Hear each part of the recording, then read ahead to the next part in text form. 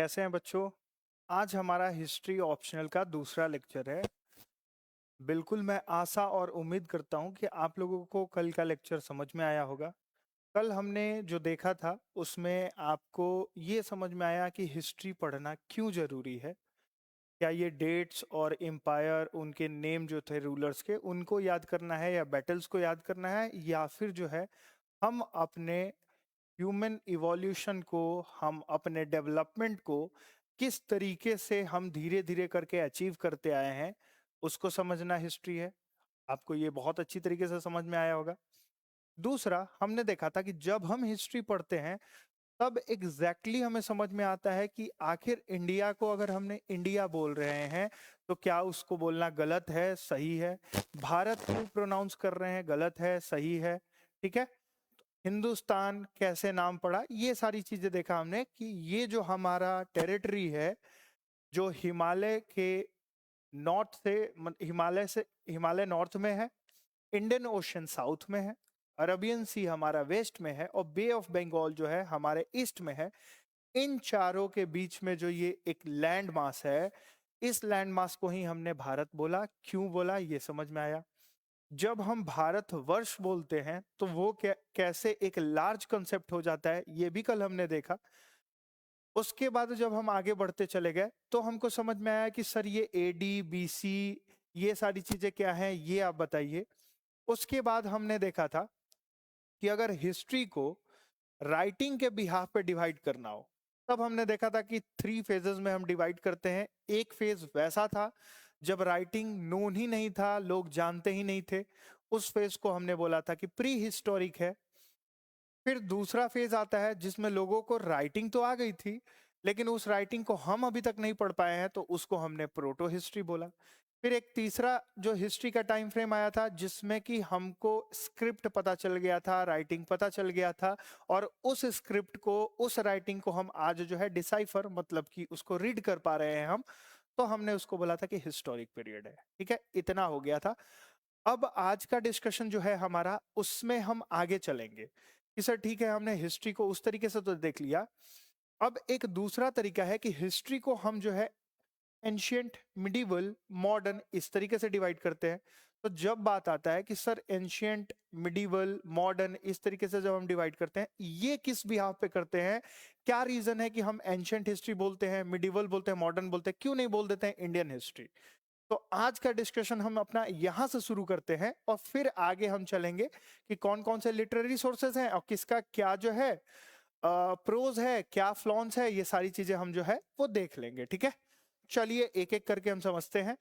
बाकी मेरे बारे में ये रहा आपको इंफॉर्मेशन कि मैं आपको अनुराग सिंह आपको हिस्ट्री ऑप्शनल पढ़ाऊंगा, हिस्ट्री ऑप्शनल। ठीक है, चलिए आगे बढ़ते हैं।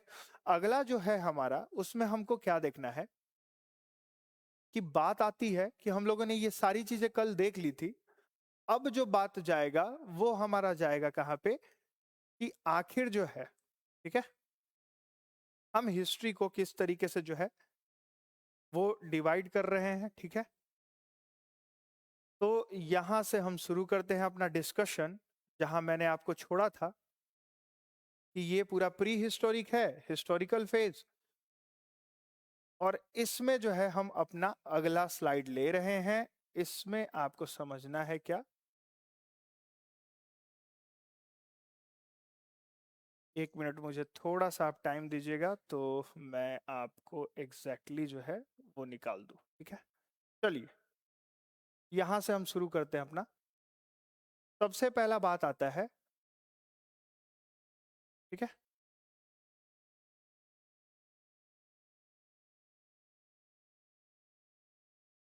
सबसे पहला बात आता है कि हिस्ट्री को जो है हम डिवाइड करते हैं। ठीक है, तो एक तो हमने देख लिया था क्या कि जब मैं बोल रहा हूं कि हिस्ट्री को जब हम डिवाइड कर रहे हैं तो हिस्ट्री को क्या है कि जैसे ही हम बोल रहे हैं कि सर हिस्ट्री, और हिस्ट्री का जैसे ही डिवीजन हम ला रहे हैं, ठीक है, इस डिवीजन को हमने दो बिहाफ पे किया था। एक को हमने बोला था कि ऑन द बेसिस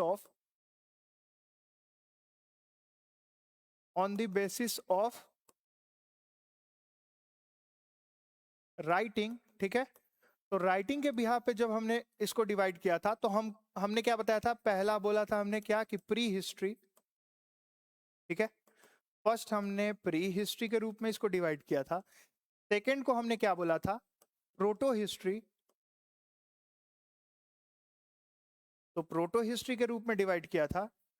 और थर्ड जो था उसको हमने क्या बोला था, तो थर्ड को हमने बोला था हिस्टोरिक, ठीक है,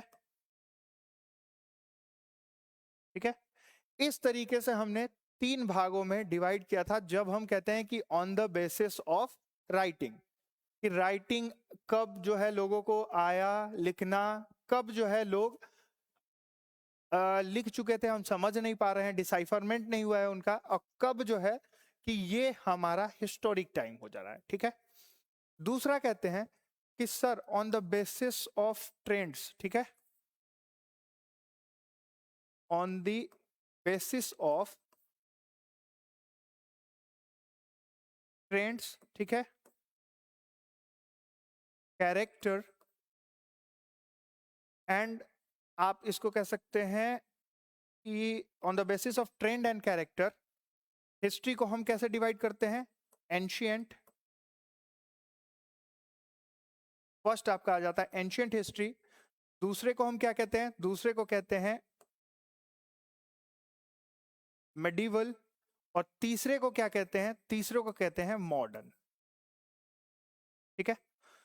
तो ट्रेंड्स और कैरेक्टर्स के ऊपर, अब एंशियंट हिस्ट्री की ट्रेंड्स और कैरेक्टर्स की हम बात करें तो क्या चल रहा था उस समय इंडिया में, तो हम क्या देखते हैं कि सर उस समय में हमने देखा था कि एंशियंट्स के अगर कैरेक्टर को आप सर एक्सप्लेन करना चाहें कि सर एक्सप्लेन कर दीजिए एंशियंट के क्या क्या कैरेक्टर्स ट्रेंड्स थे, तो मैं इसमें बोलूंगा कि अर्ली सिविलाइजेशन का ये फेज था, ठीक है। अर्ली सिविलाइजेशन हर जगह चल रहा था, कहीं भी किसी भी वर्ल्ड के हिस्ट्री को हम एंशियंट, मिडिवल, मॉडर्न में बांटते हैं तो क्या चल रहा था उसमें, अर्ली सिविलाइजेशन हो रहा था। दूसरा क्या हो रहा था, तो सर दूसरा जो फीचर्स हमको यहां देखने को मिल रहा था क्या, कि फॉर्मेशन ऑफ स्टेट्स हो रहे थे,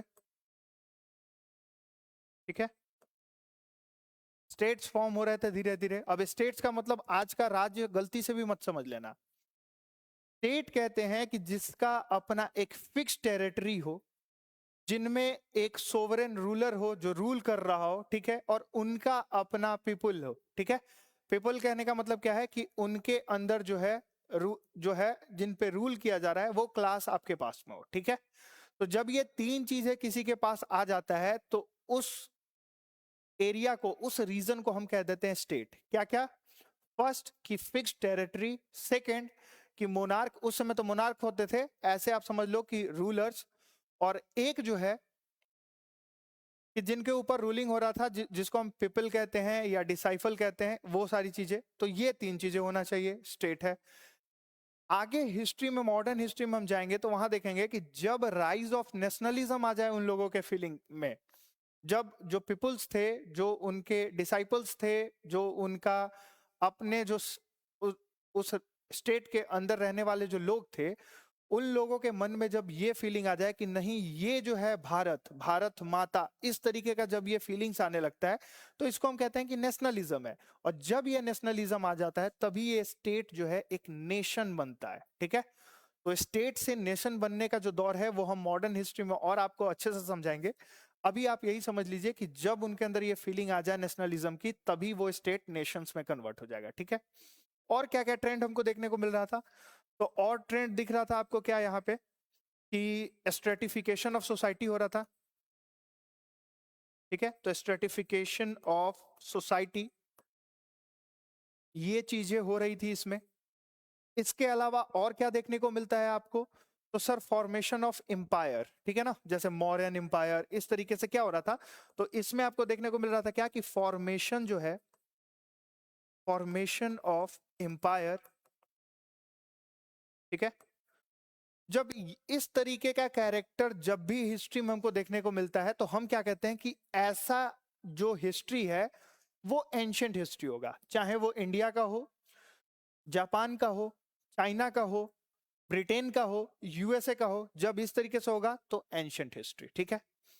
सर मिडिवल क्या होगा, सर मिडिवल हिस्ट्री में क्या क्या स्पेसिफिकेशन है कि उसको हम मिडिवल कह रहे हैं, तो जब मैं आपको इधर की तरफ इसका एक्सप्लेनेशन दे रहा हूं कि जब मैं बोलूं आपको, ठीक है, कि फ्यूडलिज्म, ठीक है, ये जो है आपका ट्रेंड देखने को मिले हिस्ट्री में। जब भी फ्यूडलिज्म होता क्या है, इसको आप आम भाषा में अभी इतना ही समझिए कि लेट्स से अगर मैं बोलूं कि मैं एक मोनार्क हूं, मैं एक राजा हूं, ठीक है, और मेरे अंदर जो टेरिटरी है जिस पे मैं रूल कर रहा हूं वो इंडिया है, तो क्या मैं अकेले इंडिया पे रूल कर पाऊंगा? तो जवाब आता है नहीं। तो मैं क्या कहूंगा कि मेरे अंदर छोटे छोटे छोटे छोटे जो है और जो है रूलर्स को मैं क्रिएट करूंगा, उनको मैं बोलूंगा फ्यूडल्स, और उनसे क्या बोलूंगा कि आप जो है इंडिया का एक part, let's say Arunachal Pradesh, Bihar, UP, Delhi, Haryana, इस तरीके से आप रख लो अपने पास में। उसके अंदर जो भी लॉ एंड ऑर्डर है सारा चीज आप फॉलो करो। जब वॉर का सिचुएशन आएगा तब आप मुझे विद मिलिट्री सपोर्ट करोगे, ठीक है। जब ऐसा सिचुएशन आ जाए कि आपको मिलिट्री वाइज हमको सपोर्ट करना है, मतलब कि आप हमेशा जो है एक्सेप्ट करोगे कि हाँ मैं इस मोनार्क के अंडर में हूं, मैं इस मोनार्क का फ्यूडल हूं, जब ये चीजें कंसेप्ट आने लगती है तब हम कहते हैं कि ये पूरा सिस्टम जो है ये फ्यूडलिज्म का सिस्टम है। और ठीक ऐसा मिडिवल हिस्ट्री में हुआ है, चाहे वो मिडिवल हिस्ट्री हमारे इंडिया का हो और चाहे वर्ल्ड के किसी भी कंट्री का हो, ऐसा सिचुएशन आया, ठीक है। दूसरा क्या हो कि इसमें मैं बोलूं कि एक न्यू, ठीक है ना, न्यू जो है इमर्जिंग रूलिंग क्लास अगर आ जाए, न्यू इमर्जिंग जो है वो क्या हो जाए कि रूलिंग क्लास अगर आ जाए, मतलब याद कीजिए कि अगर ऐसा हो कि पहले जो है इस तरीके से स्ट्रेटिफिकेशन था कि ब्राह्मण, क्षत्रिय, वैश्य, शूद्र, और क्षत्रिय जो है वो रूल करते थे, इस तरीके का कंसेप्ट था। जब हिस्ट्री में इस तरीके से आ जाए कि मैं राजपूत हूँ, मैं जो हूँ सुल्तान हूँ, मैं जो हूँ बादशाह हूँ, मैं जो हूँ मराठा जो है वो मैं मराठा हूँ, मैं जो है विजयनगर एम्पायर हूँ, मैं चोलाज हूँ, इस तरीके से जब ये कंसेप्ट आने लगे आगे चल के, कि जब रीजनलिज्म जो है आपको देखने को मिले और उसमें नए नए जो है रूलिंग क्लास आपको दिखने लगते हैं, तब हम उसको क्या कहते हैं, उसको हम कह देते हैं कि ये जो है आपका मिडिवल फेज है। और जब चोलास के बारे में मैं पढ़ाऊंगा कि कौन थे चोल, जिसको इंग्लिश में चोलास कहते हैं, कि कौन थे, तो वो सारा जो है हम अर्ली मिडिवल हिस्ट्री में देखते हैं। राजपूतों के बारे में देखना होगा, अर्ली मिडिवल हिस्ट्री में देखेंगे, ठीक है। तो इस तरीके से क्या है, राष्ट्रकूट के बारे में देखना होगा, अर्ली मिडिवल में देखेंगे। उसके बाद फिर क्या है, दिल्ली सल्तनत, दिल्ली सल्तनत के बाद मुगल, और दिल्ली सल्तनत मुगल के बीच में छोटा छोटा जो है आपको स्ट्रेटिफिकेशन देखने को मिलेगा, जैसे विजयनगर एम्पायर, ठीक है। उसके बाद में गोलकोंडा किंगडम, ठीक है। तो इस तरीके से ये जो है आपका बहमनी किंगडम, ये सारी चीजें जो है आपको देखने को मिलेगी इस बीच में। फिर जब मुगल वीक हो रहे होंगे तब आपको क्या देखने को मिलेगा कि उस समय देखने को मिलेगा अपराइजिंग ऑफ मराठास, ठीक है, अपराइजिंग ऑफ चीन कुलीज खान, जिसको कि हम आगे जो है आपको बताएंगे कि किस तरीके से हैदराबाद का निजाम जो है फॉर्मेशन होता है, ये सारी चीजें। तो वो क्या है, मुगल के बाद का टाइम पीरियड है। लेकिन सबको मिडिवल में रखते हैं, क्यों? क्योंकि इसमें न्यू इमर्जिंग रूलिंग क्लास आ रही थी, ठीक है। ये बात हो गया। इसके बाद क्या था, यही वो टाइम है जब आपको जो है ना कल्चरल ब्लेंड देखने को मिलेगा। कल्चरल ब्लेंड कहने का मतलब क्या है कि जब ऐसा टाइम फ्रेम आ जाए, ऐसा टाइम फ्रेम जब आपको इसी समय आप देखोगे क्या कि भक्तिज्म आएगा, ठीक है। तो भक्तिज्म एंड सूफिज्म, तो सूफिज्म जो है आने लगेगा। जब ये चीजें आप जब देखते हैं, ये सारा चीज जो है इस तरीके का अगर ट्रेंड होता है कि नया एक कल्चरल जो है वो ब्लेंड शुरू हो जाएगा, जिसको गंगा जमुना तहजीब कहते हैं। तो वो सारा चीज जो है वो हम मिडिवल में देखते हैं। इस तरीके से मिडिवल को डिवाइड करते हैं।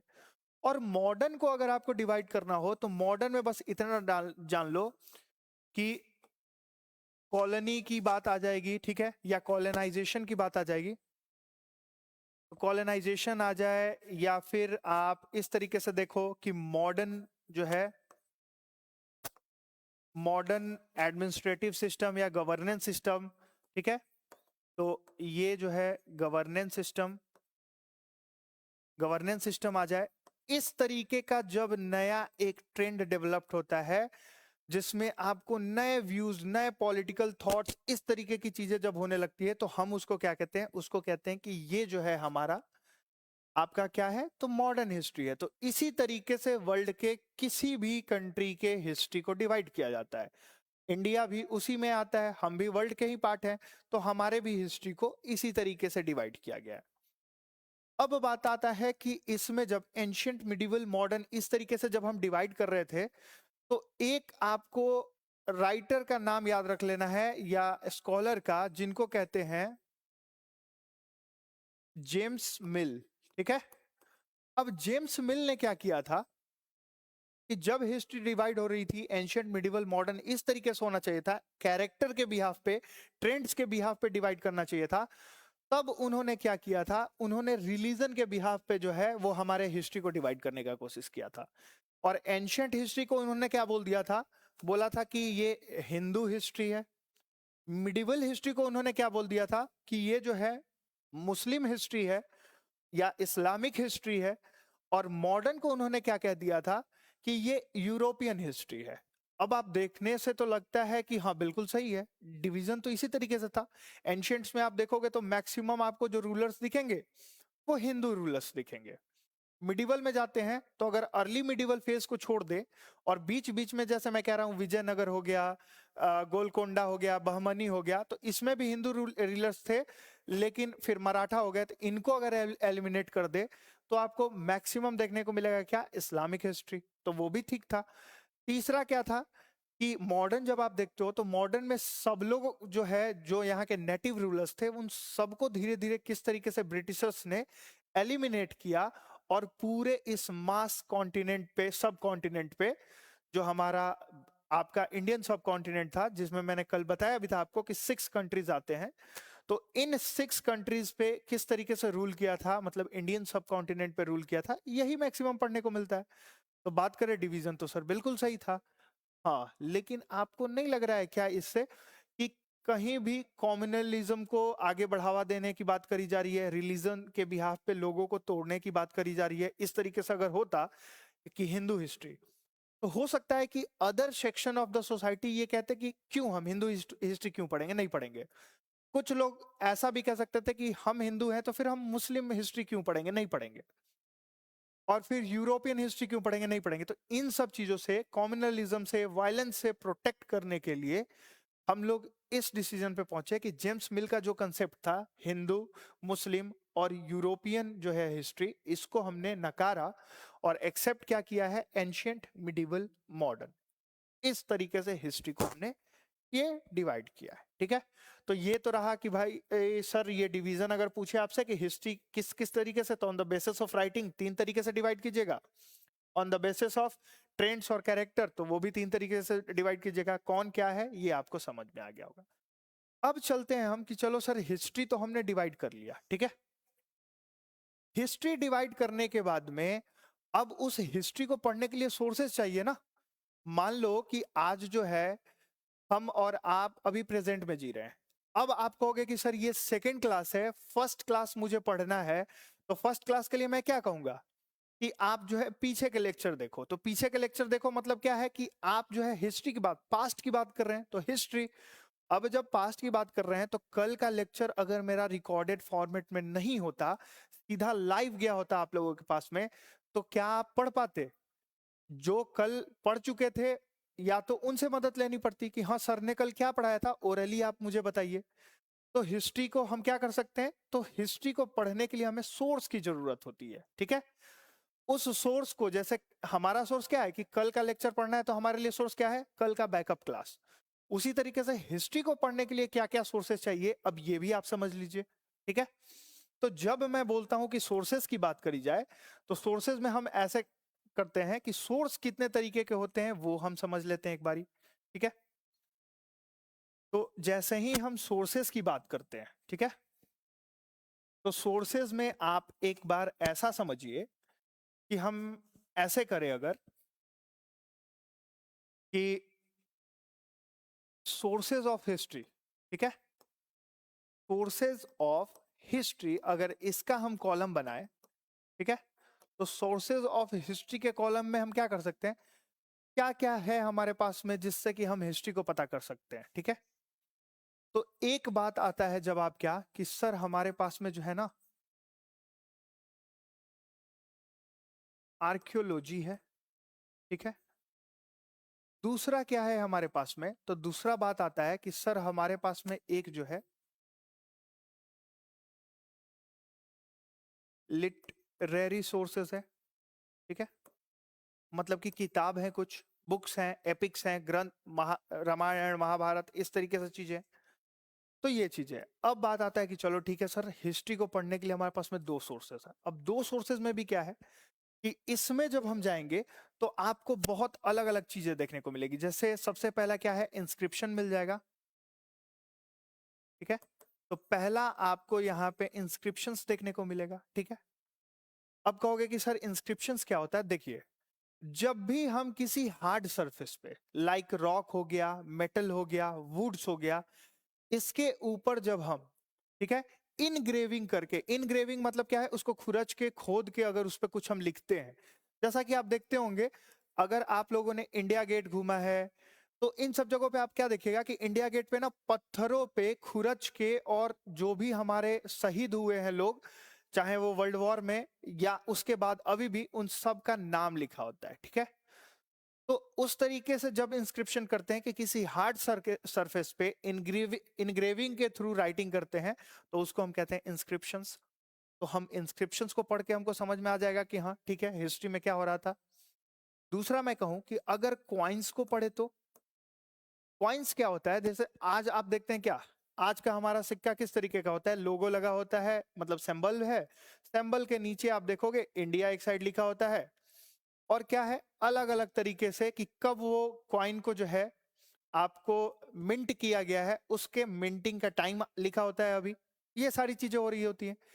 एंशियंट में क्या था कि जब हमारे पास लिटरेरी सोर्स नहीं था तो उस समय क्या था कि कुछ कॉइन्स ऐसे होते थे कि ये आपका लगभग जो है ना, आप देखोगे पंचमार्क कॉइन तो महाजनपद के एज से शुरू होता है, उस समय से पंच करके और यूज किया जाता है, ठीक है। तो पंच क्या होता है कि मान लेते हैं कि कोई भी जो है मेटल लिया, मेटल पे किसी भी हार्ड सरफेस से पंच किया, और उस पंचिंग में क्या होता था, जस्ट लाइक ए स्टाम्प, कि उसमें कुछ जो है इनग्रेव किया होता था, जब उसको हम पंच करते थे तो उसका निशान उस कॉइन पे पड़ जाता था, ठीक है।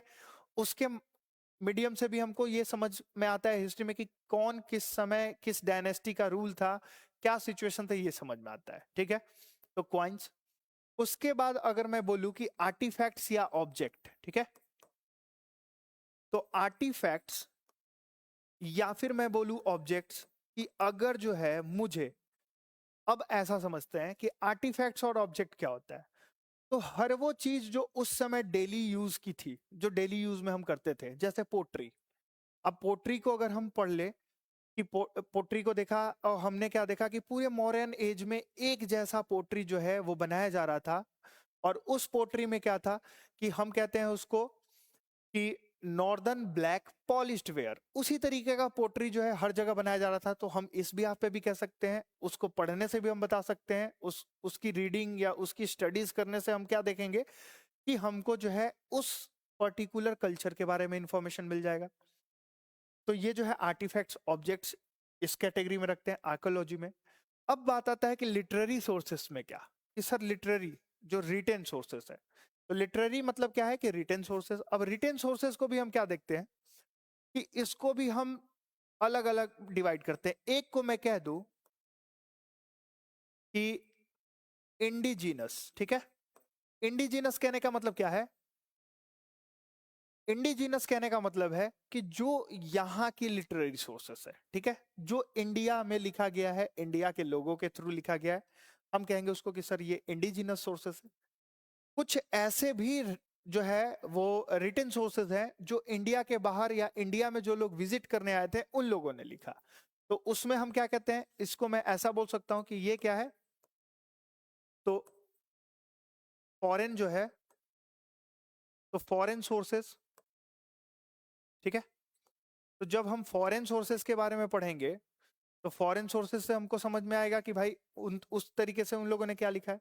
अब फिर इंडिजिनस सोर्सेस को भी हम जो है दो तरीके से बांटते हैं। क्या कहेंगे?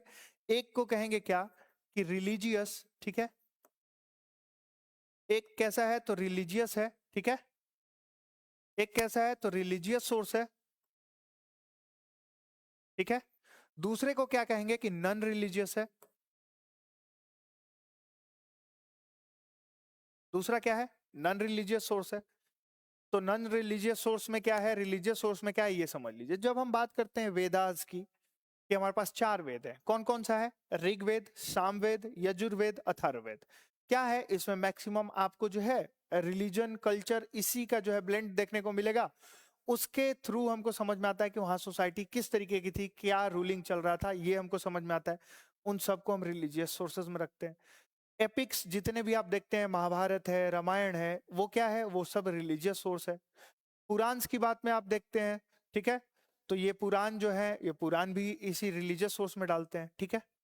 लेकिन जैसे ही हम बात करते हैं कि कौटिल्य का अर्थशास्त्र देखिए, ठीक है, तो कौटिल्य के अर्थशास्त्र में क्या है? रिलीजियस ब्लेंड है? नहीं, वो तो स्टेट पे लिखी हुई बुक है, स्टेट एंड एडमिनिस्ट्रेशन पे। तो वो क्या है? वो नॉन रिलीजियस है। तो हम एक नॉन रिलीजियस सोर्सेज में भी उसको डिवाइड कर देते हैं। फिर फॉरेन सोर्सेज को अलग अलग हम बांटते हैं। जैसे कहते हैं कि ग्रीक सोर्सेज, ठीक है, तो ग्रीक सोर्सेज हम देखते हैं। फिर हम कहते हैं क्या? पर्शियन सोर्सेस, तो वो पर्शिया के लोगों ने लिखा, ठीक है। इस्लामिक सोर्सेस, तो इस्लाम के लोगों ने लिखा, ठीक है। उसके बाद में यूरोपियन सोर्सेस, तो यूरोप के लोगों ने लिखा। तो इस तरीके से क्या है कि फॉरेन सोर्सेस को फिर हम अलग अलग तरीके से डिवाइड करके देखते हैं। आज हम समझते हैं यही बारी बारी से कि आर्कियोलॉजी में इंस्क्रिप्शंस, क्वाइंस और आर्टिफैक्ट्स के बारे में। फिर हम देखेंगे कि लिटरेरी सोर्सेस में जो है इंडिजिनस सोर्सेस, और इंडिजिनस सोर्सेस में रिलीजियस, नॉन रिलीजियस। फिर फॉरेन सोर्सेस कौन कौन से हैं ये हमको पता होगा, ठीक है। तो चलिए मैं स्लाइड पे आपको पहले ले लूं।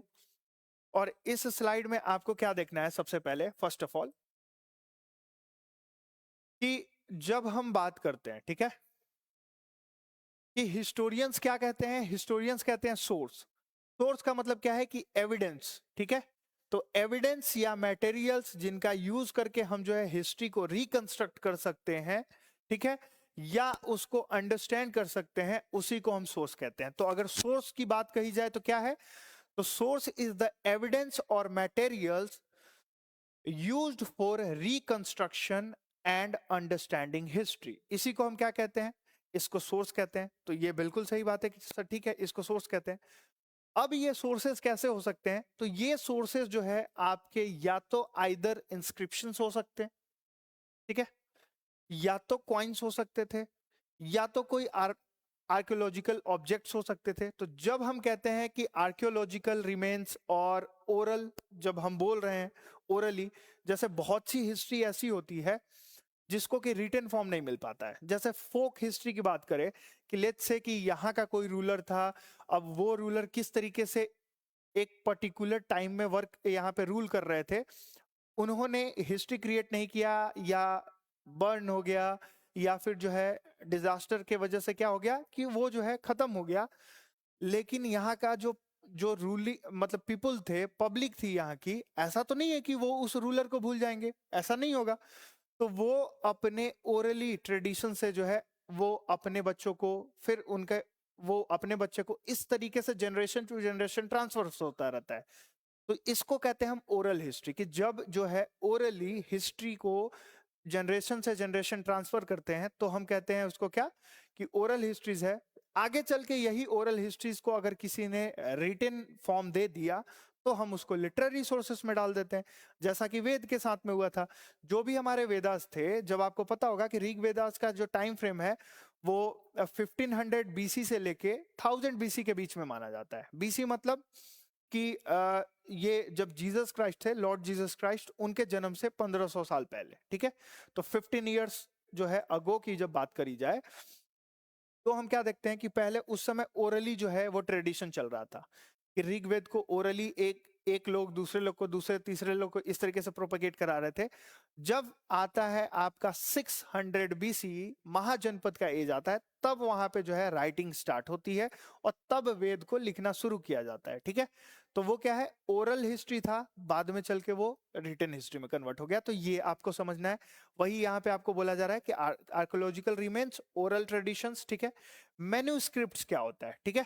अब बात आती है कि मैन्युस्क्रिप्ट्स क्या होता है। सर मैन्युस्क्रिप्ट्स को एक बार बताइए।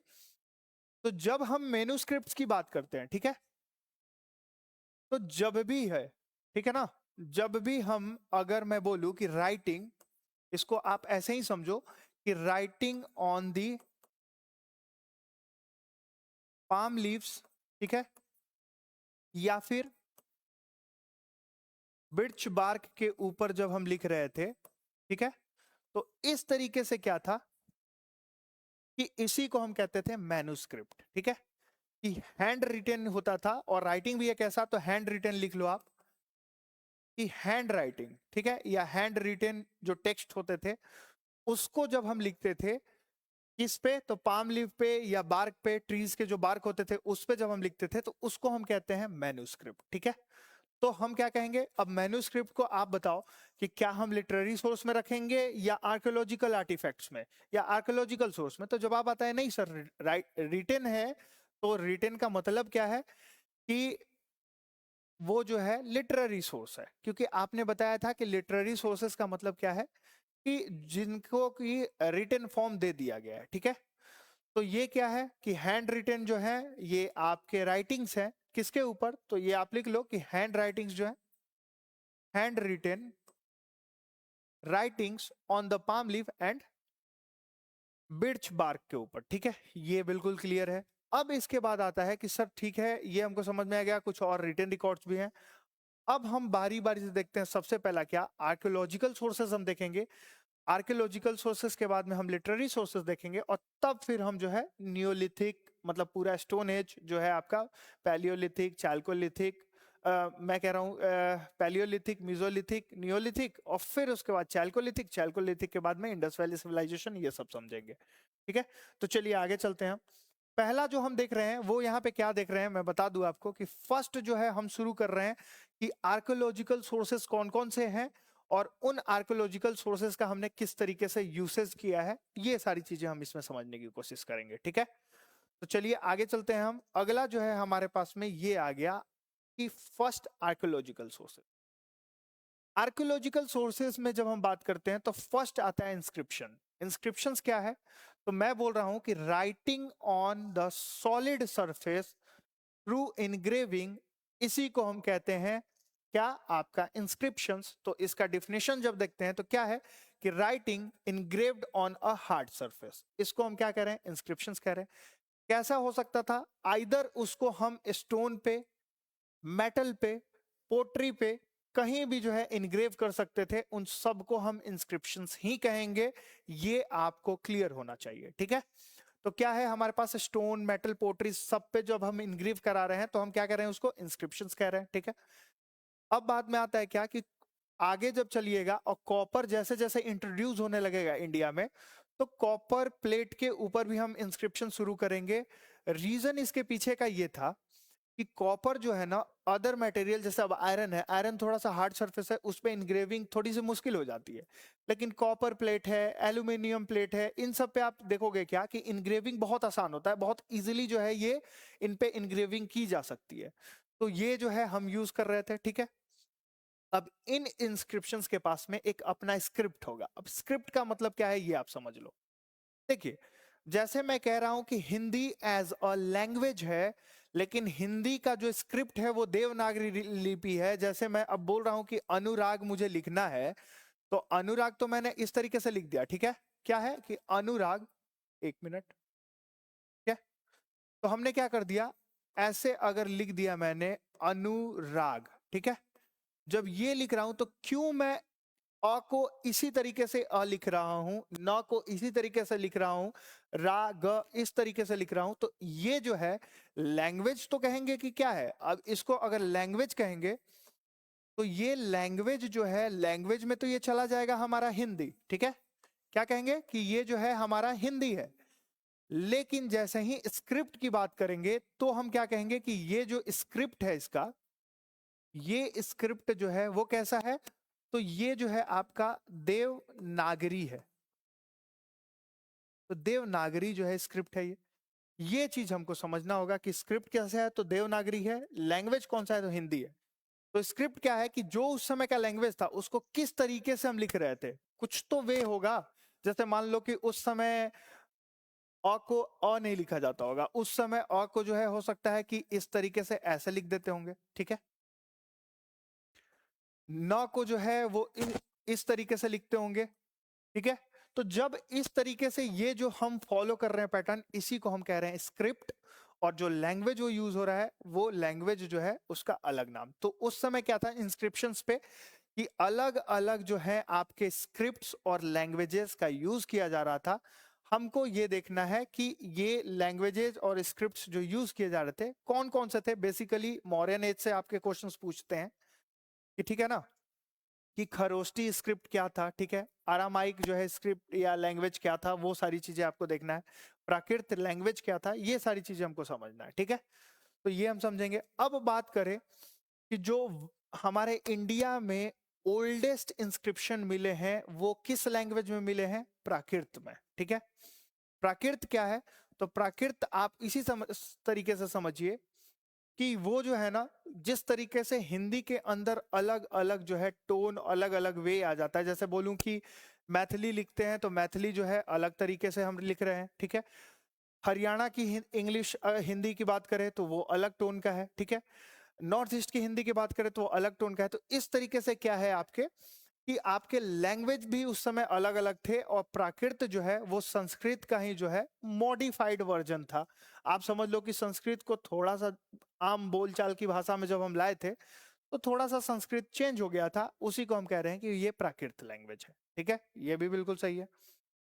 अब इसके बाद में आपको क्या समझना है कि प्राकृत क्यों यूज कर रहे थे, क्योंकि ये लैंग्वेज ऑर्डिनरी पीपल का था। आज भी एक बात बताओ, हम रहते हैं इंडिया में, ठीक है।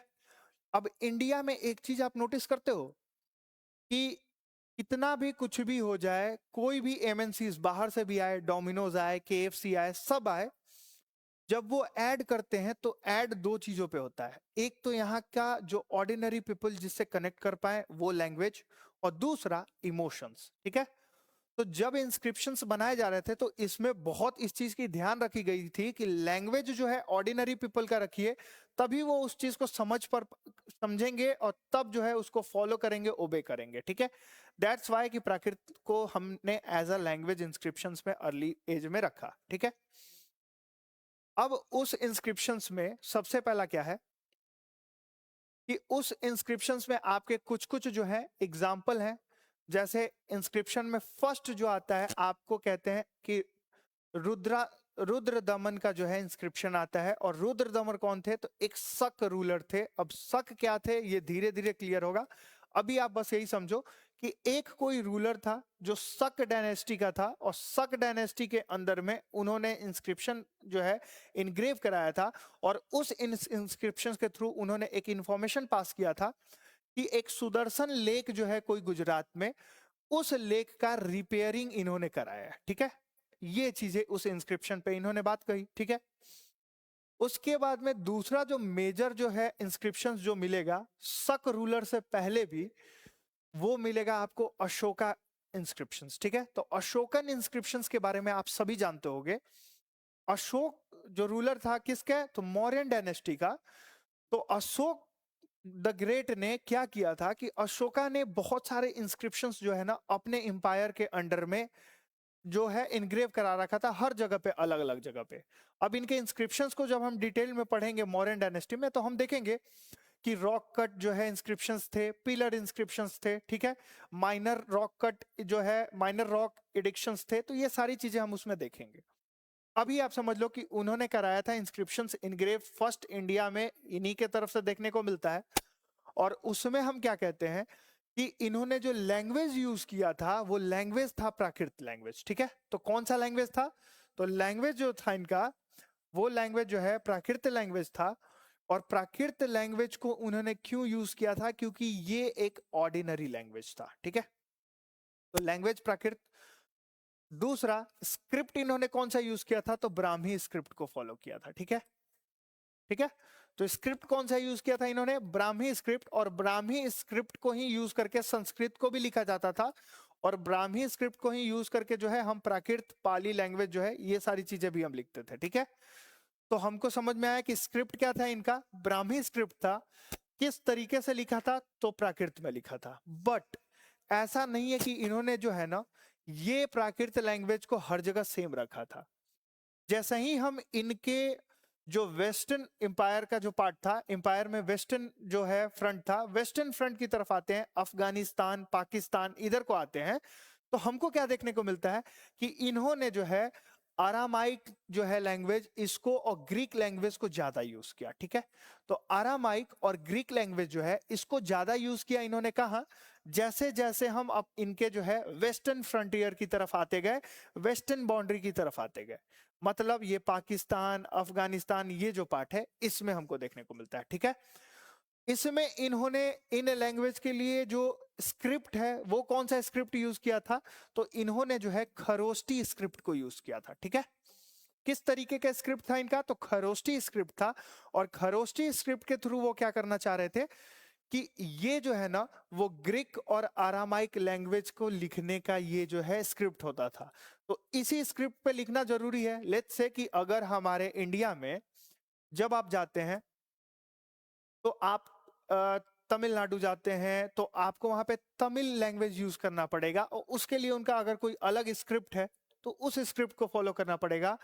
बंगाल आते हैं तो बंगाल का अपना जो है लैंग्वेज है, स्क्रिप्ट है, उस तरीके से हम देखेंगे। असम में आते हैं तो असम में, अरुणाचल प्रदेश आते हैं अरुणाचल प्रदेश। तो इस तरीके से हम क्या देखते हैं कि इन्होंने अपने वेस्टर्न प्रोविंसेस पे कौन कौन से लैंग्वेज रखे थे? तो आरामाइक और ग्रीक लैंग्वेज स्क्रिप्ट कौन सा यूज किया था? तो खरोष्टी स्क्रिप्ट। ठीक है, ये भी क्लियर है।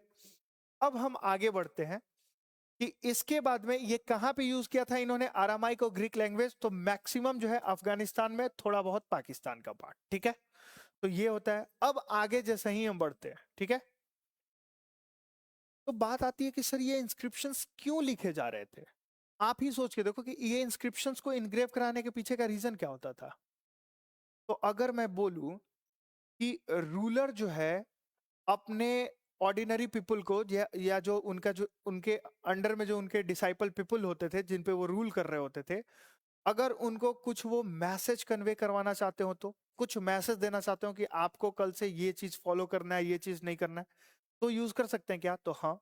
तो क्या होगा कि मोनार्क जो है अपने मैसेज को कन्वे कराना चाहता हो ऑर्डिनरी पीपल तक, तब वो यूज कर लेगा इंस्क्रिप्शन। ठीक है, दूसरा ये बताने के लिए कि ये किस डायनेस्टी का रूल है, इस पूरे रीजन पे कौन सी डायनेस्टी रूल कर रही है, इस चीज को बताने के लिए भी हम जो है इंस्क्रिप्शंस को इनग्रेव करा सकते हैं। जैसे अब मान लीजिए कि आप जाते हैं अरुणाचल प्रदेश, आप आ रहे हैं, ठीक है, तो एक सबसे आगे जो है बैनर लगा होता है, वेलकम टू ईटानगर। तो जब वेलकम टू ईटानगर, तो ये क्या है? ये आपको बताना चाह रहा है कि आप ये टेरिटरी में आप इंटर कर चुके हो। तो हो सकता है इंस्क्रिप्शंस इसके लिए भी जो है इनग्रेव कराए जाते हो। तीसरा पॉइंट आता है क्या कि थर्ड पॉइंट की जब हम बात करते हैं, तो थर्ड पॉइंट ऐसा हो सकता है कि हो सकता है रूलर ने कुछ अचीवमेंट किया हो। जैसे अशोक ने कलिंग वॉर को जो है उस पे कलिंग वॉर में सक्सेस पाई थी, तो उसके लिए उन्होंने जो है वो अपना इंस्क्रिप्शंस जो है उन्होंने इनग्रेव कराया। तो क्या है? अचीवमेंट के लिए भी। चौथा क्या हो सकता है कि कुछ एक्टिविटी के लिए। ठीक है, अब मान लीजिए कि कोई फंक्शन हो रहा हो, लैंड ग्रांट किया गया हो, कि अगर स्टेट ने, मतलब मोनार्क ने किसी भी टेम्पल को, किसी भी मॉस्क को, किसी भी जो है चर्च को अगर कुछ देता है, तो वो क्या करता है कि हम जो है इनग्रेव करा देते हैं कि ये जमीन इनको अनुदान पे दी गई है, ये ग्रांट दिया गया है। ठीक है, तो ये सारी चीजों को समझाने के लिए।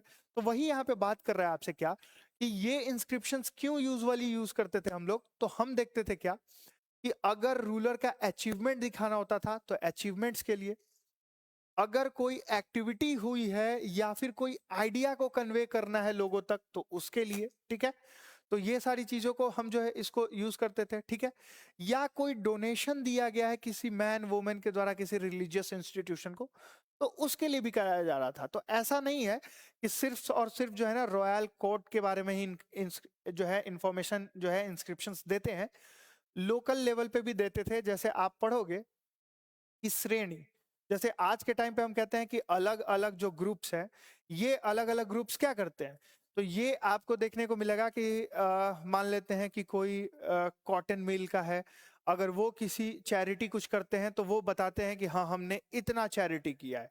तो इस तरीके से क्या होता है कि जिस तरीके से आज यूनियन ऑफ कॉटन मिल्स का हो सकता है, यूनियन ऑफ क्लोथिंग या टेक्सटाइल इंडस्ट्रीज का हो सकता है, उसी समय पहले क्या था कि अलग अलग ग्रुप या अलग अलग क्राफ्टमैन्स जो थे वो अपने क्राफ्ट को लेकर के एक एक ग्रुप में बढ़ जाते थे।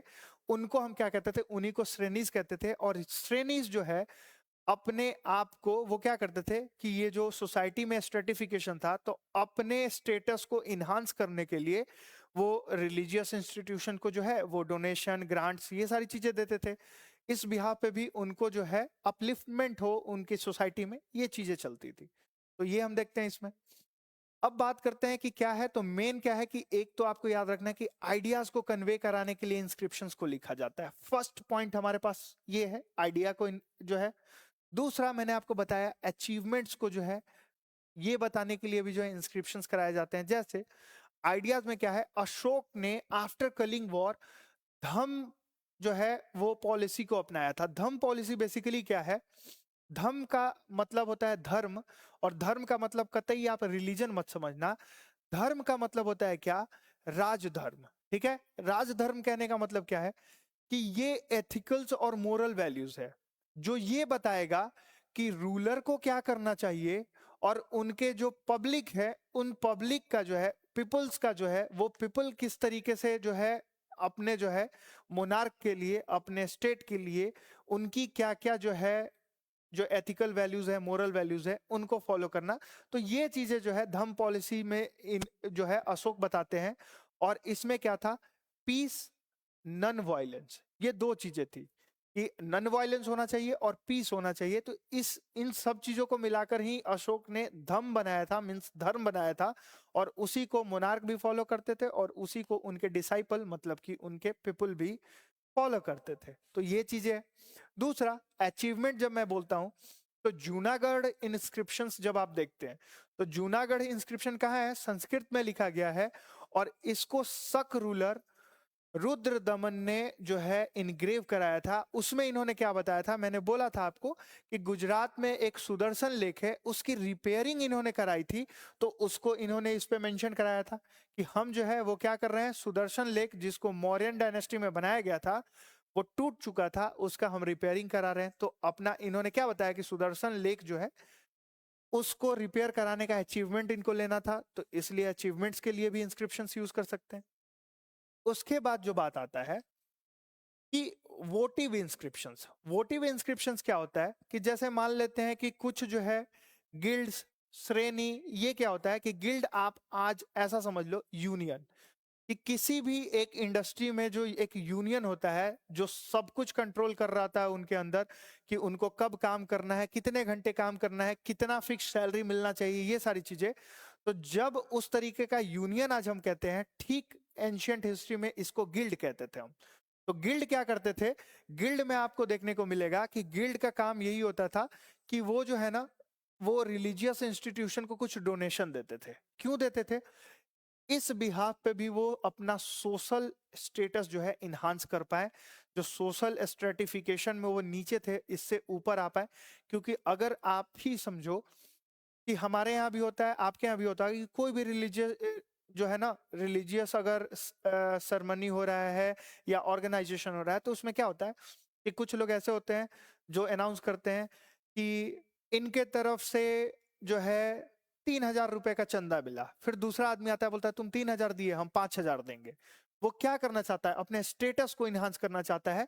तो जो गिल्ड थे, श्रेणीज थी, ये सब जो है ये रिलीजियस इंस्टीट्यूशन को ग्रांट करते थे। तो इनको हम कहते हैं कि ये क्या है, वोटिव इंस्क्रिप्शन है। ठीक है, तो ये जो है आपका वोटिव इंस्क्रिप्शन है, इसमें एक अपना जो है उनका मोटो होता था कि वो क्यों ये चीजें शेयर कर रहे हैं। ठीक है, लास्ट आता है प्रशस्ति इंस्क्रिप्शंस। प्रशस्ति इंस्क्रिप्शंस क्या होता है कि पहले आपको पता होगा कि रूलर्स जो होते थे एंशियंट या मिडिवल टाइम में, वो क्या करते थे कि बहुत से स्कॉलर्स को ना अपने रॉयल कोर्ट में उनको बिठाते थे। ठीक है, और उनसे क्या कहते थे कि उनसे प्रशस्ति जो है वो राइट करवाते थे। प्रशस्ति राइट करने का मतलब क्या है कि उस रूलर के बारे में आप जो है ना प्रेज करो। प्रेज करने का मतलब कि उसकी महानता को बताओ, कविते पोएम के थ्रू, या फिर जो है कोई आप शायरी, इस तरीके से चीज। तो पोएटिक वे में आप क्या करो कि उस रूलर के अचीवमेंट को प्रेज करो। इसी को कहते हैं हम क्या,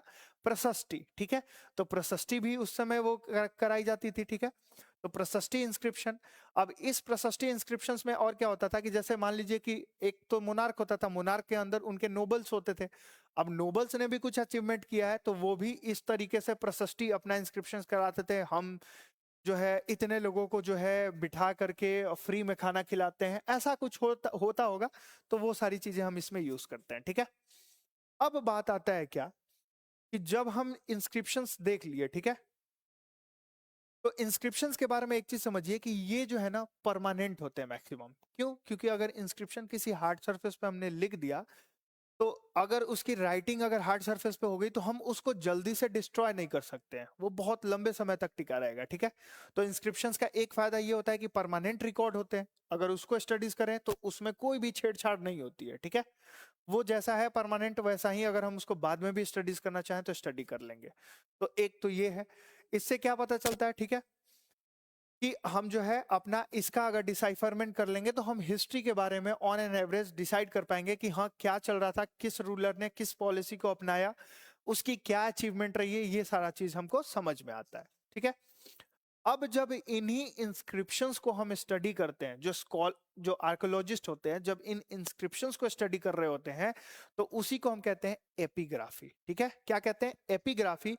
और एपिग्राफी का मतलब क्या होता है कि बस कुछ नहीं, स्टडी ऑफ द, किसका? Study of the inscriptions. ठीक है, तो ये पॉइंट आपको बिल्कुल याद रखना है, क्या कि स्टडी ऑफ द इंस्क्रिप्शंस, तो उसको हम क्या कहते हैं? एपिग्राफी। ठीक है, दूसरा बात आता है कि अगर हम ऐसा बोले कि study of ancient scripts and writing system, जो एंशियंट हिस्ट्री में स्क्रिप्ट्स जो जो यूज किए जा रहे थे, उन स्क्रिप्ट्स को एक बार समझना। क्योंकि अगर वो आप स्क्रिप्ट समझ गए तो उसके अंडर में जितने भी टाइप के लैंग्वेज लिखे जा रहे थे उन लैंग्वेज को भी बहुत जल्दी आप डिसाइफरमेंट कर लेंगे, उसको डिसाइफर कर लेंगे, उसको उसको रीड कर पाएंगे। तो उस स्टडी को हम क्या कहते हैं? उसको हम कहते हैं पैलियोग्राफी। ठीक है, क्या कहते हैं उसको? उसको हम कहते हैं पैलियोग्राफी। ठीक है, तो ये हमको समझना होगा कि पैलियोग्राफी क्या होता है। तो जब हम एंशियंट स्क्रिप्ट्स की लैंग्वेज जो जो है राइटिंग सिस्टम है, उस राइटिंग सिस्टम की अगर स्टडीज करते हैं, उसके बारे में जानना चाहते हैं, तो हम उसको पैलियोग्राफी कहते हैं। ठीक है, तो ये बिल्कुल क्लियर है। अब बात आता है कि जब इतना सब कुछ सही हो गया, प्रशस्ति क्या होता है? तो मैंने बोला था कि ये स्पेशल टाइप ऑफ इंस्क्रिप्शंस है। रिटेन किस तरीके से लिखा गया है? तो पोएटिक फॉर्म में। किस चीज के लिए? ग्लोरीफाई करने के लिए रूलर्स को और उसके अचीवमेंट्स को। तो उसी को हम क्या कहते हैं? प्रशस्ति कहते हैं। ठीक है, तो क्या है कि इसको हम कह सकते हैं कि inscriptions written in poetic form to glorify rulers and their achievements. तो उसको हम क्या कह रहे हैं? उसी को हम कह रहे हैं एग्जैक्टली कि हम प्रशस्ति कह रहे हैं। ठीक है, अब उसमें क्या है, आप जैसे ही देखते हैं तो प्रशस्ति में आपको बहुत से जो है रूलर्स के प्रशस्ति देखने को मिलेंगे। सबसे पहला कि गौतमी पुत्र श्री सतकर्णी के बारे में आप देखते हैं, सातवाहन का, तो इनके बारे में आपको पता चलता है। गुप्त किंग समुद्रगुप्त के बारे में अगर आपको पढ़ना है तो प्रयाग प्रशस्ति पढ़ते हैं कि प्रयाग इंस्क्रिप्शंस, मतलब जो है आपको प्रशस्ति किसने लिखा था? तो हरिसेन ने लिखा है। फिर पुलकेशिन सेकंड जो चालुक्य रूलर थे, उनके बारे में अगर आपको जानना है तो क्या करना होगा? हमको उनकी प्रशस्ति पढ़नी होगी। तो उनकी प्रशस्ति जो है लिखी गई है किसके द्वारा? रविकृति के द्वारा। तो रविकृति कौन थे? रविकृति वो पोएट थे जिन्होंने जो है इसको पोएटिक फॉर्म में इनके इंस्क्रिप्शंस को लिखा है, मतलब इनके अचीवमेंट्स को ग्लोरीफाई किया है। ठीक है, दैट्स इट, इतना क्लियर है। अब आगे जैसे ही हम बढ़ते हैं तो अगला हमारे पास क्या आता है कि लिमिटेशंस क्या है प्रशस्ति की। जो प्रशस्ति टाइप का इंस्क्रिप्शंस है उसकी लिमिटेशंस क्या है? तो एक चीज आप बताओ, मान लो मैं रूलर हूं और मैं किसी को एज अ पोएट पकड़ के रखा हूं और बोल रहा हूं कि आप मेरे रॉयल कोर्ट में रह रहे हैं, मेरे लिए आप लिखिए। तो आपको क्या लगता है कि वो लिख देगा कि नहीं, अनुराग सर थोड़े से बहुत क्रूल है, एग्रेसिव है, स्टड है, ऐसा ये चीजें तो नहीं लिख देगा। अगर वो लिखेगा तो फिर तो वो पता चले कि सर तुरंत काट के और टांग दिया गया। एंशियंट हिस्ट्री में तो यही होता था। तो ये क्या करता है कि ये सिर्फ और सिर्फ रॉयल कोर्ट में क्या हो रहा था और रूलर्स के अचीवमेंट को ही जो है ग्लोरीफाई करेगा। तो पहला लिमिटेशंस तो हमारे पास ये दिख गया। दूसरा क्या होगा कि दूसरा जैसे ही आप देखते हैं कि रॉयल कोर्ट्स के में ऑब्जेक्टिविटी नहीं होगी। इसके पास ऑब्जेक्टिविटी कहने का मतलब क्या है कि रैशनल होके हम नहीं लिख सकते हैं कि अगर रूलर की कोई अचीवमेंट थी तो कलिंगा वॉर में ठीक है अशोक जो है वो विक्टोरियस रहा, उनकी विक्ट्री हुई, लेकिन उसके पीछे 1.5 लाख लोग का जो है आपको जो है वो उनकी किलिंग्स हुई। इसके बारे में वो लिख पाएगा क्या? नहीं। अगर वैसा लिखा तब तो फिर उसकी भी किलिंग हो जाएगी। तो प्रशस्ति में दूसरा क्या है कि ऑब्जेक्टिविटी नहीं होता है, रैशनलिज्म नहीं होता है कि रैशनल होके आप अपने व्यूज नहीं लिख सकते हैं। आपको जो है बाउंडेड है कि आप जैसा रूलर जो है आपसे कह रहा है राइटिंग करने को, आपको वैसा ही करना पड़ेगा। तो दूसरा लिमिटेशन ये। तीसरा क्या है कि पोएटिक फोकस है। अब मान लो कि हम जो है लिख रहे हैं किसी रूलर के बारे में या किसी स्टेट के बारे में, अब हम उसको पोएटिक फॉर्म में बनाए जा रहे हैं कि मौर्यन एम्पायर एक महान एम्पायर था, इस एम्पायर का एक जो है चक्रवर्ती राजा हुआ अशोक सम्राट बहुत बढ़िया थे ये। अब इस तरीके से पोएम के फॉर्म में लिखेंगे तो एग्जैक्ट हिस्ट्री को उसमें से एक्सट्रैक्ट करना थोड़ा सा मुश्किल हो जाता है। तो ये 3 लिमिटेशंस होता है आपका क्या प्रशस्ति का, कि सबसे पहला क्या एग्जैजरेशन होता है। ठीक है, एग्जैजरेशन कहने का मतलब क्या है? अचीवमेंट को बहुत बढ़ा चढ़ा के पता चले कि इतना भी वो महान नहीं थे। फ्री में खाना खिलाएं तो 10 लोगों को खाना खिलाएं और पोयम में लिख दिया गया कि राजा तो इतने महान थे कि 1 लाख लोगों को बिठा के खाना खिला रहे थे। ये गलत हो गया। तो एग्जैजरेशन दिखेगा आपको। दूसरा मैंने बोला है ऑब्जेक्टिविटी। अब ऑब्जेक्टिविटी क्या कि रूलर वो 10 लोगों को खाना खिला रहा था, उसके पीछे का रीजन क्या था? क्या वो 10 लोग उसके अपने स्टेट के थे या दूसरे बगल वाले स्टेट से बुला के लाया था कि वहां का रूलर कैसा है, क्रूल है, वहां के लोगों को क्या प्रॉब्लम है ये बता दो, खाना तो हम फ्री में तुमको खिलाएंगे, तुम कुछ राज उगल दो वहां का जिससे कि हमको पता चले कि हम जाके वहां पे अटैक कर दे। तो ऑब्जेक्टिविटी हम नहीं लिख पाएंगे कि क्या रीजन था। अगर ऐसा अगर लिख पाए कोई पोएट तो उस पोएट की तो कत्ल हो जाएगी, तो ये चीजें नहीं मिलेगा। और तीसरा क्या है हमारा कि पोएटिक फॉर्म। ठीक है, तो ये 3 चीज आपको समझना है कि ये लिमिटेशंस होता है किसका? तो ये लिमिटेशंस होता है प्रशस्ति इंस्क्रिप्शंस का। ठीक है, अब बात करते हैं आगे। तो अगला जो है हमारे पास में कि ये कुछ इंफॉर्मेशन है, बेसिक इंफॉर्मेशन, इसको रीड कर लीजिएगा आप। रीड करने का मतलब क्या है कि इंडिया में जितने भी इंस्क्रिप्शंस मिले हैं ना, उन सारे इंस्क्रिप्शंस को हम कहाँ रखे हैं? तो कॉर्पस इंस्क्रिप्शनम इंडिकारम जो है एक जो है हमने बना रखा है, उसमें हमने सारा कलेक्शन रखा है एंशियंट इंडियन इंस्क्रिप्शंस का। और ये कौन इसको डिसाइफर किया था, कंपाइल किया था, पब्लिश किया था? तो ASI archaeological survey of India. क्योंकि इंडिया में जो भी आर्कियोलॉजी से जुड़ा हुआ वर्क किया जाता है वो आर्कियोलॉजिकल सर्वे ऑफ इंडिया करता है। और फर्स्ट वॉल्यूम जो कंपाइल किया गया था इस इंस्क्रिप्शंस का वो लॉर्ड कनिंगम ने शुरू किया था। तो लॉर्ड कनिंगम को ही कहते हैं कि फादर ऑफ आर्कियोलॉजिस्ट। तो उनके बारे में ये आपको यहाँ पे इंफॉर्मेशन दिया है कि फर्स्ट वॉल्यूम जो है वो किसने रिटेन किया था? तो अलेक्जेंडर कनिंगम ने, और उन्होंने पब्लिश किया था 1877 में। और आर्कियोलॉजिकल सर्वे ऑफ इंडिया जो है इसको पब्लिश करती है। और फादर ऑफ आर्कियोलॉजिस्ट किसको कहा जाता है? तो ये भी अलेक्जेंडर कनिंगम या लॉर्ड कनिंगम जो है, लॉर्ड अलेक्जेंडर कनिंगम, इनको ही कहा जाता है। ये हम समझ गए। अगला जो है वो बात आता है क्या कि अब पूरे इंस्क्रिप्शंस का लिमिटेशन आप समझते हैं। अभी तक हमने देखा था कि प्रशस्ति इंस्क्रिप्शंस का लिमिटेशन क्या है। अब हम पहले पूरा सबसे पहले जो है ना वो इंस्क्रिप्शंस का लिमिटेशन देखते हैं। तो सबसे पहला आता है पता है क्या कि टेक्निकल लिमिटेशंस। टेक्निकल लिमिटेशंस कैसे कहने का मतलब क्या है?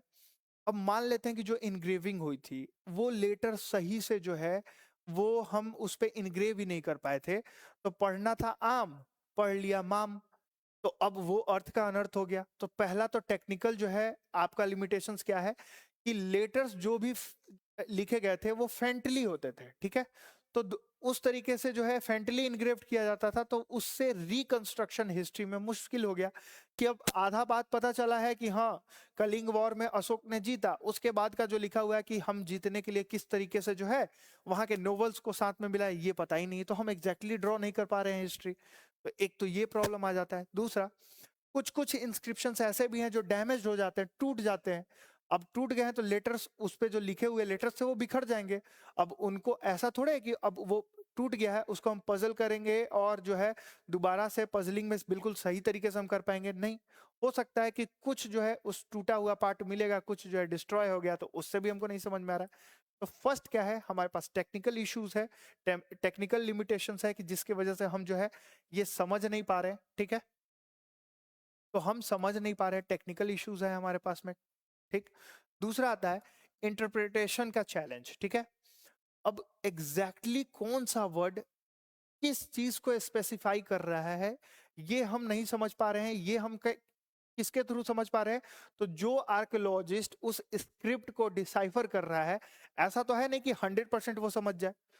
जैसे अलग अलग आप देखते होंगे कि हिस्ट्री में रामायण का एक जो है आपको तुलसीदास ने जो रामायण लिखा है उसमें एक बात लिखा गया है कि ढोल पशु शूद्र और नारी सब ताड़न के अधिकारी। अब ताड़न का मतलब जो है अर्थ का अनर्थ समझ लिया, वो कह रहा है ताड़न मतलब एक्सप्लॉइट करना।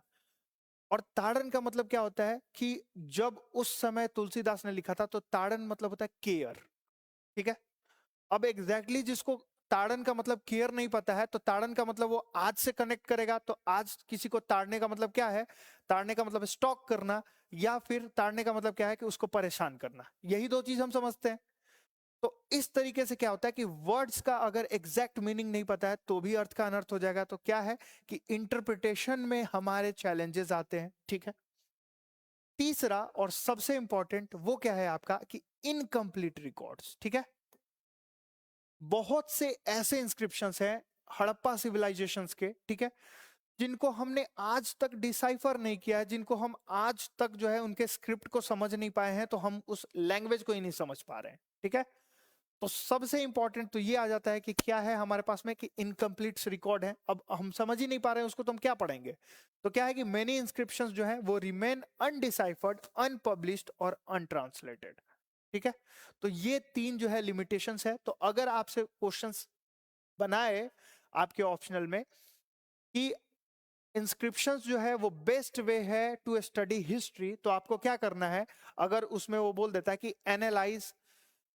Analyse that inscription is the best tool for reconstructing history, तो आप क्या कहोगे कि हाँ इंस्क्रिप्शंस है तो अच्छा, लेकिन उसके बाद उसके लिमिटेशंस को बताओगे और फिर लास्ट में कंक्लूड कर दोगे कि इंस्क्रिप्शंस जो है वो अगर हमको समझना है, इंस्क्रिप्शन से अगर हम हिस्ट्री कंस्ट्रक्ट कर रहे हैं, तो हमें सिर्फ इंस्क्रिप्शंस पे ही स्टिक्ड नहीं रहना होगा, उसके साथ साथ उस समय की आर्टिफैक्ट्स और आर्कोलॉजिकल ऑब्जेक्ट जो है उनको देखना होगा, और उसके साथ साथ जो अगर लिटरेरी सोर्सेज है तो इनको भी सबको आपस में मर्ज करके, और तब जब हम रिकंस्ट्रक्शन या इंटरप्रिटेशन करेंगे हिस्ट्री का तो वो बेस्ट होगा, ठीक है। तो इस तरीके से आपको यहाँ पे करना है। चलिए आगे चलते हैं। अगला क्या है हमारे पास कि इंस्क्रिप्शंस में एक और चीज है क्या कि सेलेक्टिव फोकस होता है। इंस्क्रिप्शंस जो है ना रेयरली मेंशन क्या करते हैं, routine events like agriculture practices, daily life, क्या इसको बता पाते हैं, तो नहीं। इंस्क्रिप्शन सेलेक्टिव चीजों को ही बताते हैं, जो मेन कुछ सेरेमोनी हुआ हो वहां पे या कोई मेन इवेंट हुआ होगा उसी का इंस्क्रिप्शंस जो है वो हम इनग्रेव करा पाते हैं, राइटिंग इनग्रेव करा पाते हैं।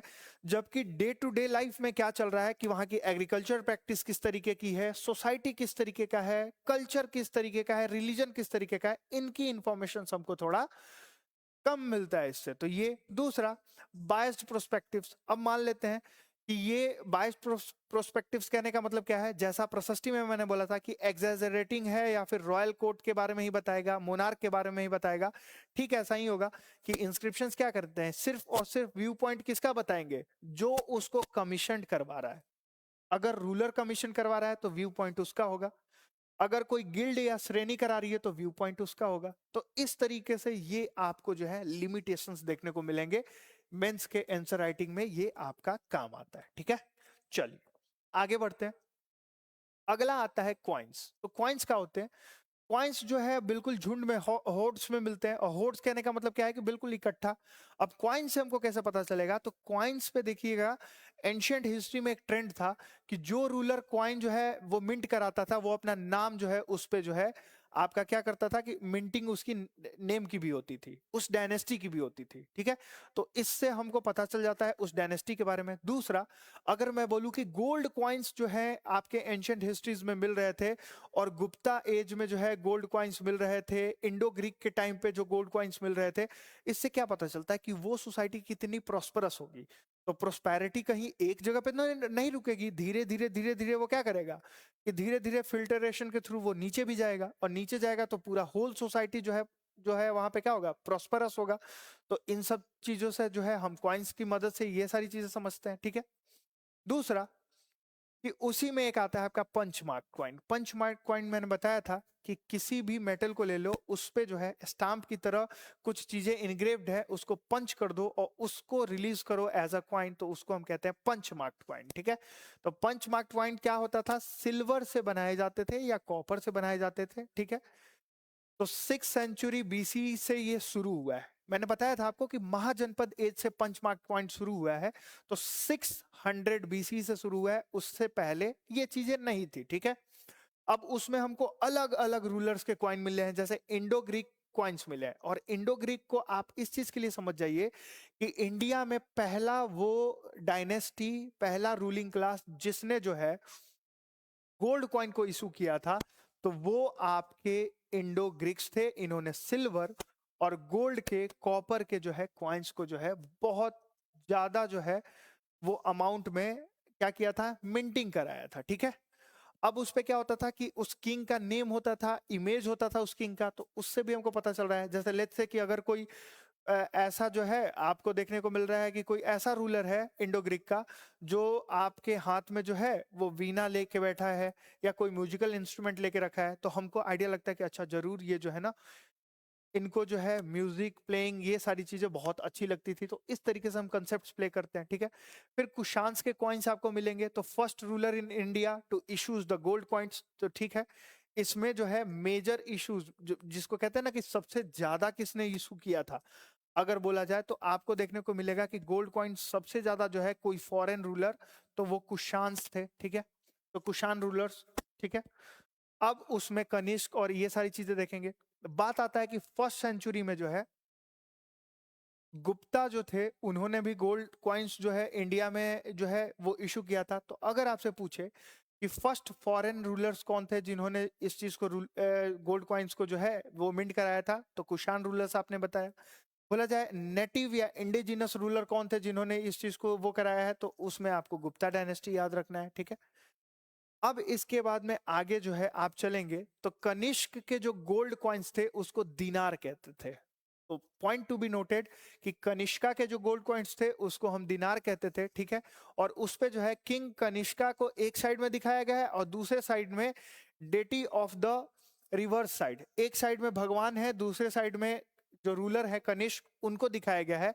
इससे क्या प्रूफ हो रहा है कि इससे हम समझने के लिए अगर समझना हो तो हम ये भी कह सकते हैं कि रूलर अपने आप को एज अ डेटी ट्रीट कर रहा था, मतलब कि जो पब्लिक थे, उनके पीपल थे, उनके लिए वो भगवान थे, ठीक है।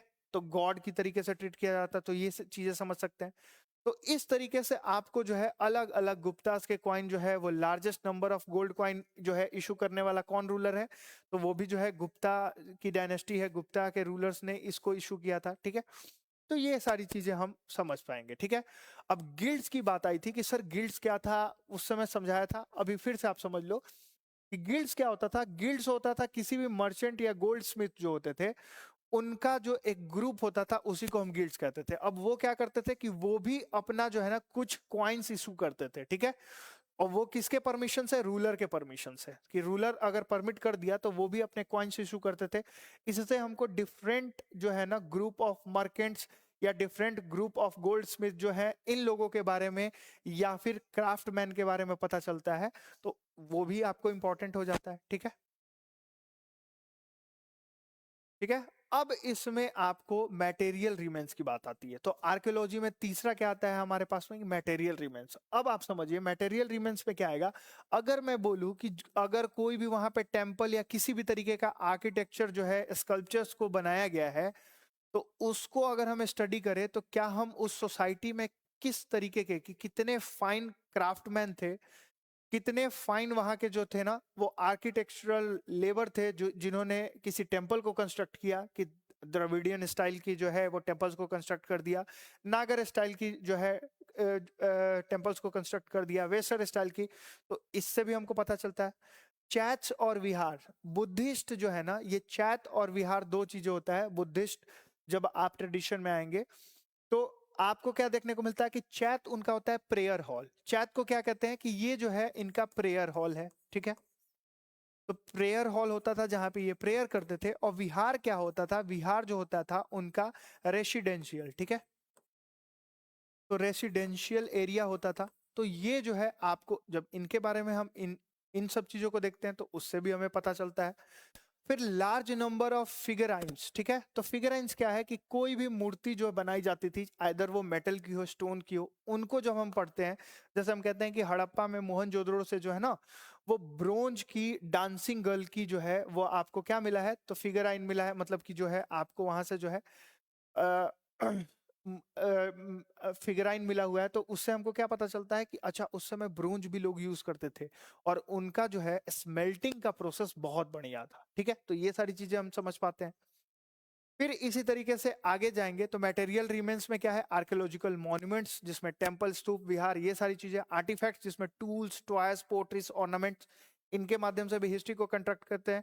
चैत्यास क्या होता था, तो सैक्रेड बुद्धिस्ट प्रेयर हॉल होता था या असेंबली होता था जहां पे मॉन्क्स और डिवोटीज क्या करते थे, प्रे करते थे। विहार क्या होता था, तो बुद्धिस्ट मोनेस्ट्री होती थी, मतलब कि रेसिडेंशियल एरिया होता था जहां पे वो स्टे करते थे, ठीक है। आर्टिफैक्ट का मतलब क्या होता है, तो आर्टिफैक्ट किसी भी ऑब्जेक्ट को कहेंगे जो उस समय में फैशन्ड था या Altered by the human hands, ठीक है। तो कोई भी ऑब्जेक्ट जो उस समय के फैशन को, ट्रेंड को फॉलो कर रहा था, उस ऑब्जेक्ट्स को हम क्या कहते हैं, आर्टिफैक्ट्स, ठीक है। उसके बाद में बात आता है कि हिस्टोरियंस जो है रिटन रिकॉर्ड्स को भी फॉलो करते हैं। और ये रिटन रिकॉर्ड्स जो है आपका इंडस मतलब कि इंडियन हिस्ट्री के कंस्ट्रक्शंस में इंपॉर्टेंट प्ले करता है, ठीक है। तो इसमें आपको अलग अलग चीजें देखने को मिलेगी, ठीक है। अब इसमें एक चीज समझ लीजिए कि पहले क्या है, एक्सकेवेशन, ठीक है। एक्सकेवेशन क्या है, आर्कियोलॉजी का ही पार्ट है। जब हम एक्सकेवेशन करते हैं मतलब किसी जगह की खुदाई करते हैं तो उस वो दो तरीके का होता है। एक होता है वर्टिकल एक्सकेवेशन और दूसरा होता है हॉरिजॉन्टल एक्सकेवेशन। जब हम बात करते हैं वर्टिकल एक्सकेवेशन की तो इसमें जो है ना हमको क्या देखने को मिलता है कि सीक्वेंस ऑफ कल्चर्स का पता चलता है कि पहले जो है Indus Valley civilisation, then Vedic age, then Mahajanapada age, then Mauryan age. इस तरीके से जब हम वर्टिकली जा रहे हैं तो एक के बाद एक, एक के बाद एक पता चलता है। मतलब जो सबसे ऊपर निकला वो बिल्कुल लेटेस्ट वाला है, उससे नीचे उससे पुराना, उससे नीचे उससे पुराना, इस तरीके से ये चीजें जाती हैं। तो वर्टिकल एक्सकेवेशन की जब हम डिगिंग करते हैं तो क्या पता चलता है हमको कि पीरियड वाइज सीक्वेंस पता चलता है उन कल्चर्स का, ठीक है। दूसरा, अगर मैं बोलूं कि हॉरिजॉन्टल एक्सकेवेशन करूं तो क्या पता चलेगा हमको, हॉरिजॉन्टल एक्सकेवेशन से हमको वो कल्चर कितने बड़े वास्ट एरिया पे उसका एक्सपेंशन था ये पता चलेगा कि उस कल्चर में किस किस तरीके से जो है ना उनका रिलीजन था, ट्रेड था, कॉमर्स था, गवर्नेंस सिस्टम था, ये सारी चीजें हमको पता चलती हैं। तो हॉरिजॉन्टल एक्सकेवेशन से उस कल्चर के बारे में डीप नॉलेज हमको मिलता है। और अगर वर्टिकल एक्सकेवेशन करते हैं तो हमको क्या देखने को मिलता है कि अलग अलग कल्चर्स के बारे में इंफॉर्मेशन हमको मिलता है, ठीक है।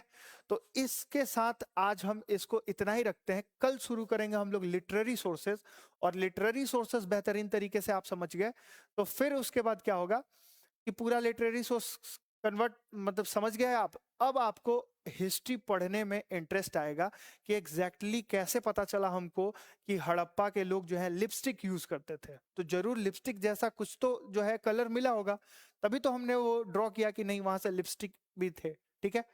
उसके बाद में आप वहां देखते हैं कि पोट्रीज, फिगराइंस, ये सारी चीजें मिली, तब हमको पता चला कि अच्छा उनको जो है स्मेल्टिंग, मेटल स्मेल्टिंग का प्रोसेस आ गया था उनको समझ में कि वो मेटल को जो है पिघला के और किसी भी तरीके के फिगराइन, आर्टिफैक्ट्स, इन सब में कन्वर्ट कर पा रहे थे वो।